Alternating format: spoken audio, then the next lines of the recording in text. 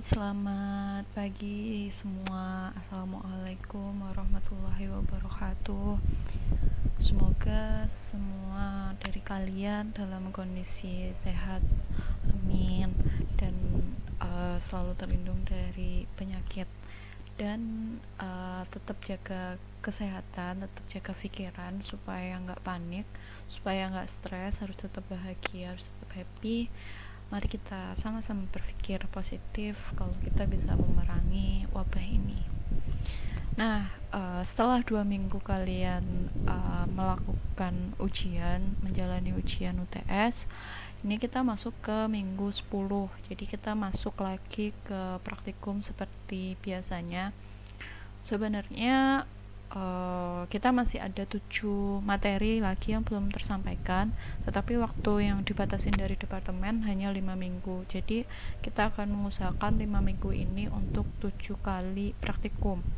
Untuk praktikum ke-10 ini kita akan melakukan praktikum mengenai membangun basis data pertanahan. Ada 3 perangkat lunak yang digunakan selain QGIS, yaitu ada PGAdmin, ada PostgreSQL, ada PostGIS. Nah, perangkat lunak ini nanti kalian tinggal download aja, dan ini free dan open source, jadi kalian bisa menggunakannya. Yang pertama yang harus kalian install untuk pertama kali yaitu adalah PGAdmin. Jadi urutan installnya itu adalah ini, mulai dari PGAdmin, PostgreSQL, dan PostGIS. Nggak boleh dibalik dan nggak boleh acak, jadi harus satu persatu, mulai dari PGAdmin. Nanti kalian saat download PGAdmin ini, nanti kalian akan diarahkan ke sini untuk downloadnya. Nanti kalau kalian menggunakan Windows, silahkan langsung klik ke Windows. Kalau kalian menggunakan selain Windows, silahkan menggunakan link-link download yang sudah disediakan. Misalnya saya menggunakan Windows, nanti kalian akan diarahkan ke sini. Kita akan menggunakan versi yang paling terbaru, yaitu PGAdmin 4 versi 4.20. Nanti kalian download seperti biasa, dan nanti hasilnya akan seperti ini. Nah, di sini hasilnya yaitu ada PGAdmin. Ini ada 85 MB. Nanti kalian download, kemudian kalian install. Installnya biasa default semua. Nanti kalau misalnya kalian ada isian yaitu password, nanti ditulis standar aja yaitu Postgres. Kemudian untuk port nanti pilih 5432, dan untuk servernya kalian pilih localhost.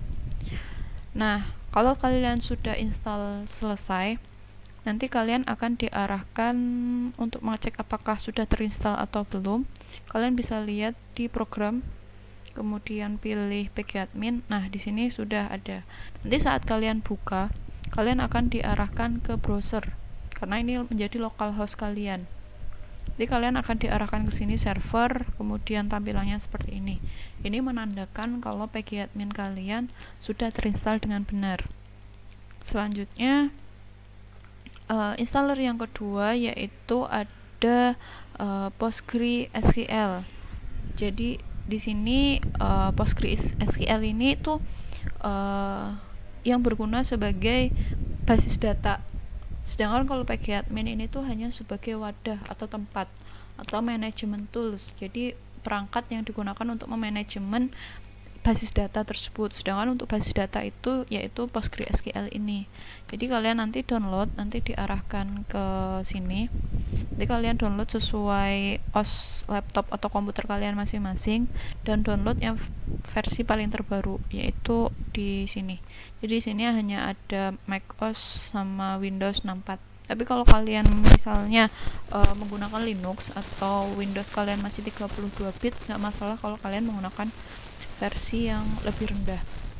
Nah, nanti hasilnya ini ada agak besar 196. Nanti kalian install biasa, default aja semuanya, dan pastikan bahwa semua terinstall dengan benar, yaitu PGAdminnya harus PGAdmin 4, jangan PGAdmin 3 dan yang lain-lain. Nanti akan ada perintah defaultnya. Untuk proses instalasi ini agak lama ya, agak memakan waktu paling 15 menit. Jadi nanti sambil ditunggu aja sambil kalian buka-buka modul kalian. Nah, terus nanti kalau udah terinstall bisa dicek lagi di sini. Jadi nanti akan terinstall di sini, nanti bukanya lewat sini dan akan muncul di sini. Nah, ini misal udah terinstall PostgreSQL 12. Kalau untuk mengaktifkannya, mengkoneksikan, klik kanan connect server, nanti ini tulisnya Postgres, kemudian tinggal di OK. Nah, nanti otomatis akan di sini. Ini berarti hasil udah jadi, kalian sudah berhasil melakukan instalasi. Nah, selanjutnya kalian instalasi yang terakhir, yaitu PostGIS. Jadi kalau PostgreSQL ini tuh hanya basis data biasa, belum ada basis data spasialnya. Kalian nggak bisa menyimpan data geometri dan kalian nggak bisa melakukan query geometri pula. Jadi harus ditambah ekstensi yaitu PostGIS di sini.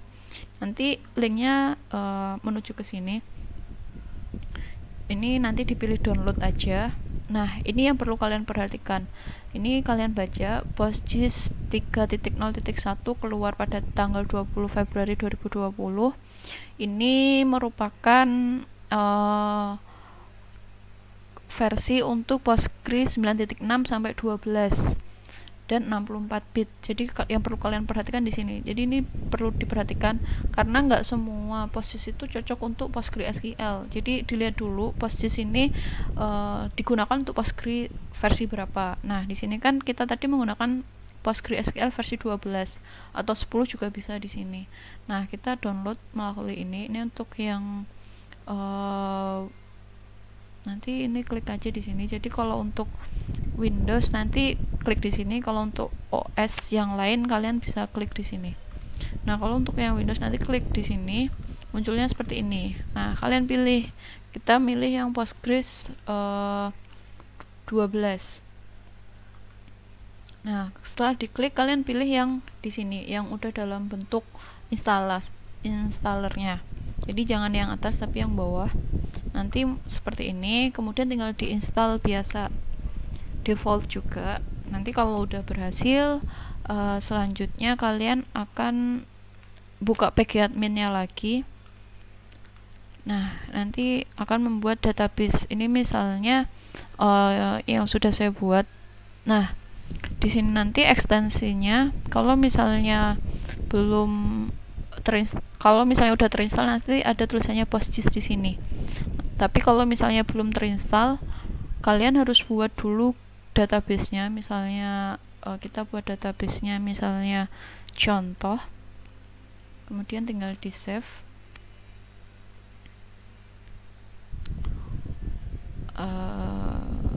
Bentar, ini waktunya agak lama ya, jadi pastikan koneksinya dapat berjalan. Nah, ini kita udah berhasil buat database contoh. Kita lihat di sini ekstensinya belum ada PostGIS. Jadi klik kanan, create extension. Nah, di sini tulis aja PostGIS. Kalau misalnya installer PostGIS kalian belum berhasil, di sini nggak akan muncul PostGIS. Jadi harus diinstal dengan benar dulu, baru di sini bisa muncul PostGIS. Nah, kemudian tinggal di save. Nah, di sini akan muncul PostGIS. Nah, kalau misalnya kalian bisa lihat di sini untuk functionnya akan muncul banyak PostGIS di sini. Jadi ini udah bisa digunakan untuk query data geometri. Untuk mengeceknya kalian bisa melihat di CMS. Nah, di sini function kalian lihat. Di sini ada PostGIS, ini berarti udah berhasil. Dan kalian saat melihat di tabel di sini ada spatial ref. Nah, di sini berarti kita udah berhasil menginstal pgadmin, Postgres dan PostGIS. Kemudian tinggal mengkoneksikan dengan QGIS. Kalian buka QGIS kalian. Kemudian di sini data source manager diklik. Kemudian kalian pilih PostgreSQL di sini. Terus kalian buat new. Nah, di sini dimasukkan yaitu nama database yang telah kalian buat. Nah, kemudian ini misalnya saya masukkan tadi contoh. kemudian di sini service-nya dikosongkan aja. Di sini kita pilih localhost. Ini untuk database-nya harus sesuai namanya. Kemudian ini kita biarkan aja, kemudian text connection. Nah, kita masukkan Postgres. Jadi dibuat standar. Nah, ini sudah berhasil. Kalau udah kita tutup. Kemudian kita konekkan. Nah, ini kan masih kosong. Nah, ini berarti sudah berhasil kalau tandanya seperti ini. Jadi kalian udah bisa berhasil mengkoneksikan antara QGIS dengan PostgreSQL kalian. Kalau sudah, kita close saja. Kemudian selanjutnya bagaimana untuk menambahkan data di QGIS supaya bisa terekam di PostgreSQL kalian. Jadi di sini klik database, kemudian muncul ini. Buat kalian yang belum muncul, berarti pluginnya belum terinstall. Jadi kita klik plugin, manage and install plugins, kemudian nah di sini di all kita pilih DB Manager. Nah, pastikan di sini udah terinstall. Nah, saat udah terinstall tetapi belum muncul juga, pastikan diinstall ini ada tanda centang di DB Manager. Kemudian kita close, kita ke sini DB Manager. Kemudian pilih import layer file. Kita menuju ke halaman dulu. Misalnya tadi kita halaman contoh. Kita masukkan lagi.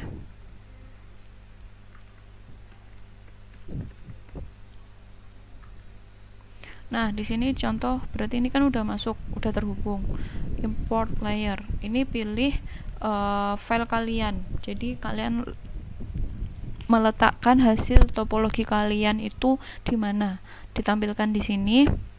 Nah, nanti kalau misalnya udah berhasil, misalnya ini punya saya, kita masukkan. Kemudian di sini public, ini bisa kalian ganti, misalnya saya ganti bidang tanah. Nah, di sini primary key sama geometry column-nya perlu dinyalakan. Nah, di sini kemudian oke. Nah, import was successful. Nah, udah muncul di sini. Kita udah lihat bidang tanah di sini. Nah, kita balik ke page admin-nya kita. Kita lihat tabelsnya di sini. Refresh, dan bidang tanah yang kita masukkan tadi udah muncul juga di server data kita untuk menunjukkan view all rows. Nah, sampai sini udah berhasil. Jadi kalian udah berhasil mengkoneksikan antara server basis data kalian dengan QGIS. Nah, kalau untuk menambahkan ke layer di QGIS, klik kanan, kemudian add to canvas. Nah, otomatis akan muncul, ini bisa ditutup. Nah, kemudian yang terakhir yaitu melakukan editing data. Coba kalian lakukan 3 perintah editing data, yaitu mulai dari melakukan penambahan atribut, pengurangan atribut, kemudian penambahan fitur maupun penghapusan fitur dengan menggunakan toggle editing ini dinyalakan. Jadi menggunakan perintah di sini. Nah, coba kalian lihat apakah hasilnya itu saat kalian melakukan perubahan di QGIS, apakah di server kalian ini juga mengalami perubahan. Nah, itu adalah pertanyaan yang harus kalian jawab melalui praktikum ini. Nah, kalau udah, nanti untuk bukti praktikum kalian bisa mengisi di sini. Jadi kalian harus mengerjakan bukti kinerja praktikum berupa kuis. Ini waktunya saya mulai hari ini jam 1 siang sampai berakhir hari Jumat. Waktunya 15 menit. Kalian boleh bebas mengerjakan kapanpun sebelum hari Jumat nanti. Hanya 15 menit.